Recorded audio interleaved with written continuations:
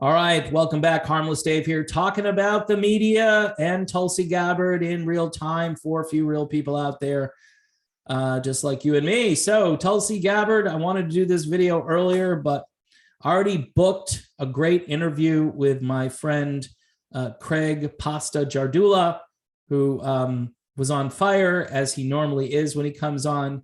We're not exactly walking in lockstep, when it comes to politics, he and I, but I love his perspective. And, I could see myself on the convo couch. I could see it. It might not be too much of a stretch for me, except, you're kind of crammed on there. And anyway, best of luck to him. He's got a great show, The Convo Couch.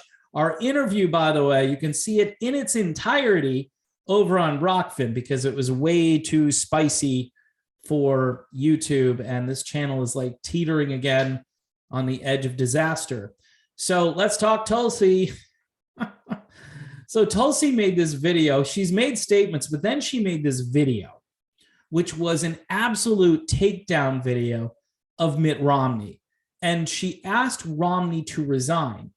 The video contains really good editing, and the editing has to do with the foreknowledge. In other words, the US knew there were biolabs in Ukraine. They kind of pretended here, oh, we just discovered this. And what is her name? Victoria Nuland. She's a piece of work, right? She's been around forever, has been in like 5 administrations or something like that. And she's as deep as the deep state has. And she's up there, well, we have biological facilities that do biological things, and oh, I just hope it doesn't fall into the hands of those wascally Wussians, And Marco Rubio is like egging her on, like, yes, you would agree with me, right? It's like he's just serving it up, and you wonder why people get frustrated with the Uniparty. He's a Republican. He's conservative. How? He's not conserving anything. He should conserve air and stop talking and stop running for office. It's just sad. And they all sit there and they just walk lockstep. And we just had this with a pandemic. For 2 years, we had lockstep. And now we've got lockstep part 2. New topic, same kind of lockstep. So she asked Romney, which I think is awesome, provide evidence that what I said is untrue and treasonous, or resign. Now, I think the reason she's calling for his resignation is for 2 reasons. One, is she using this for something down the road where she's going to launch a campaign? I hope so, because we need somebody in there who's a fighter. We need somebody in there who isn't afraid of the media, even though since her video was released, she's a Russian asset. We heard this during the whole Assad thing in Syria, where she didn't think it was a good idea to launch those missiles into Syria. She became an Assad apologist, and of course, Syria and Russia. And folks, here's my honest take about this. I don't know if Russia is as bad as everybody says. It doesn't look like it to me. I'm looking at stuff. I'm thinking to myself, now, why would they start a war with Ukraine? And again, the information is out there, except the mainstream part of the media, the so-called mainstream, they're not presenting the Donbass issues, the 8 years of blowing women and children up. They're not talking about that. It happened. Oh, it's just Russian. How can everything be Russian disinformation? Has anyone done their due diligence here from the United States and actually done some investigative reporting to find out if Tulsi Gabbard is just a Russian asset? Like, why would Tulsi Gabbard make stuff up? By the way, Tulsi Gabbard is still serving her country in the military, whereas Mitt Romney liked, and his family for the most part, liked to avoid serving their country in the military. Just throwing it out there. You can do with it what you want. Should you look at all sources? Should you trust Russian media? Well, here's the thing. I think people should be allowed to hear all points of view and then make get to their own conclusions. Very simple. It's called informed consent. We didn't have it during the last 2 years when our health was at stake, which is a big one. And now nuclear war is at stake, and we still don't have informed consent. So we went from, a biological agent to possibly a nuclear agent. And, if you factor in the laboratories, again, you get another biological problem, which they're making it sound like, oh, if this falls into the wrong hands, the media, of course, is saying this about the Russians. If they get their hands on this, who knows what they might do with it? Really? I don't know. Nobody seems to care about what China did with it, or what Fauci might have done, or any of these. They just stopped talking, like, up, new narrative. Let's just drop this one. This one is far more interesting. And then it's even more polarizing. But here's the deal. This one, just like the last one, a majority of people aren't thinking clearly. They're not doing critical thinking. And you can come to a different conclusion, but at least investigate. Tulsi Gabbard, of course, hitting a nerve. If anybody can handle it, it's her. About a week ago, she said that American leaders display an FU attitude toward the people. How could you not see that with what's been going on in the last, I don't know, since at least Biden got in there? And some would say, parts of what Trump was serving through, but I would say Trump is better than Biden. It's kind of clear. I mean, I'm not trying to just lift any one politician up. You just go, again, I was blind, now I can see, that kind of thing. And you just come to that conclusion. But Mitt Romney, he has no business doing this. He's just such a opportunist. And as far as his political career goes, what has he ever accomplished as a senator? He's in a super safe state where all he has to do is punch the card and do, the regular old school rhino thing. And everybody there is like, okay, he's Mormon. I like him. He's clean cut. He's got a big family. He's from a long line of very popular Romneys. And that's it. That's all they got. And Tulsi's out there, she's in the ring. She's taking a swing, left, right, hook, uppercut. And of course, the media just pounces on her like she's the one putting us in jeopardy, like she's the one risking some kind of nuclear attack. She's not. These people who want to, hey, maybe we need to send Poland in there to restrict the no-fly zone. I mean, we're still not wanting to do it because we don't want to be responsible for World War III. We'd rather have a false flag happen, like not even on purpose, but just maybe something accidental that they can pin on Russia and say, okay, we're going in. We've got to go in because this is what we do as a country.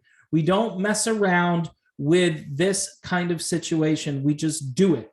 And it's like everyone else in the clear thinking world is saying, no, I don't think that's a good idea. But again, if you question anything, and this is why it really sucks that RT's not on the air anymore.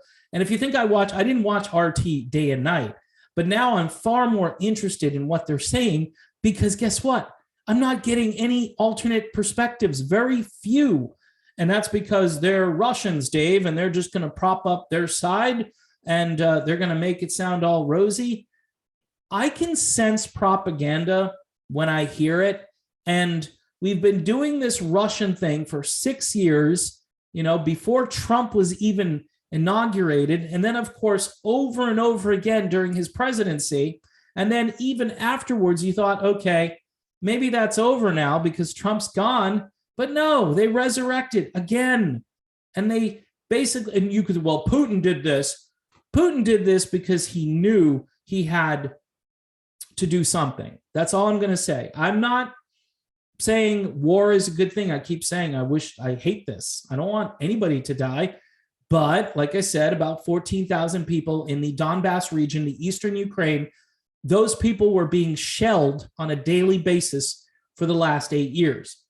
And let's not forget, not going to do all whataboutism here, but let's not forget about Yemen in Syria, in Somalia, and we could go down a big list of places really where we've been involved and nobody has batted an eye because it wasn't Russia.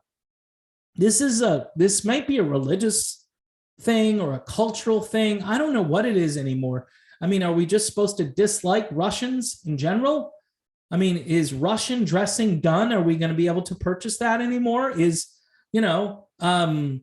the symphony, is that over? Because there are a lot of composers that came from Russia. Everything's being canceled. I mean, if you've got a last name that's of Russian descent, that's bad news. That's bad news for you as a person. I mean, you might have to self-quarantine. I'm just saying, you might have to do it. Maybe it'll be like the old thing, a couple of weeks to flatten the curve. Maybe we can do 2 weeks to flatten the propaganda. I don't know if that's going to work, though, because the less we speak up, the more these people are going to get a foothold into this propaganda that they're really good at. I mean, some people think all this stuff is just basically planned out. They knew Putin was going to go in. Again, never let a good crisis go to waste. Rahm Emanuel. It's been going on now for over a decade, and they keep throwing that theme out there. Cloward and Piven, whatever this is just a break the thing down and watch it burn strategy. And who gets hurt the most? Not the oligarchs, not the rich people here in the United States, but the everyday, Joe Sixpack, the everyday worker who is just trying to make the country work. Truck drivers, for instance, who had the audacity to think that they had some control over this country. It's we the people. It's not them, the politicians. So, if you make fun of a truck driver, you're making fun of how our government was supposed to work, where the people had the power and not these elites and oligarchs and media moguls who, one story after another, before I go, it's like Mitt Romney accused Tulsi Gabbard of parroting false Russian propaganda. MSN.com. Another one, provide evidence. Okay, that's a good one. I like that one, but of course they make it sound like she shouldn't be talking. Mitt Romney accuses Tulsi Gabbard of treasonous lies that may cost lives. That's from Yahoo, of course. And it goes on. Look, the only thing I would say to Tulsi is I'd like to know about that whole World Economic Forum thing. And you should just go on with someone and clear it up. They like you. The question is, do you like them back? And are you a member of this group? Because that would be disturbing, but I can't see for the life of me with her rhetoric and her attitude and her just going right in the grill of these people. And that's what she did with her video about Mitt Romney. Well produced, well thought out. I'm wondering if it's going to get pulled down. I'm wondering because it's so powerful. And, they messed with her algorithms back during the campaign where she wasn't able to use AdSense right after her stunning and beautiful takedown of Kamala Harris.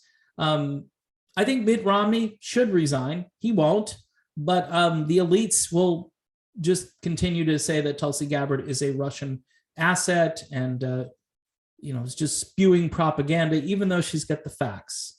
She has the receipts, but it doesn't matter. Why? Because science. Because Ukraine. And we're all on the same page. We love Ukraine. We have our little flags, and this is what we do. We went from the last crisis to this new crisis. And by the way, people know even less about foreign policy than the medical tyranny that we maybe survived. But like my friend Pasta says, I think it's coming back. I just don't know when. Maybe sooner than later, especially if this whole thing with Russia and Ukraine doesn't materialize the way it should, then they bring on another crisis to try to just break everybody even more. All right, people. Well, here's what you can do for me. It's important. If you like the content, please subscribe to the page. That would be a start. If you're a supporter of what I do over here and you can spare like $1 a month, you could do that via Patreon. I appreciate that. I need it this time of year. It's rough. Also, who knows what's going to happen to this channel. I say it tongue in cheek. I do have a channel of the same caliber over on Rockfin, and I tend to be a little more unfiltered over there. So you can check that out as well. You do have to pay a Rockfin $9.99 subscription, but here's the cool thing, right? You get way more content than just me. There are a lot of great people over there, and there are people I don't agree with over there, but it's a good, diverse group of ideas and people, and that's what we need. Whether you agree or not, I mean, we need more speech, not less speech. That is the cure for the information problem that we have: more speech and not less. All right, until next time, thanks for watching, and I will see you soon.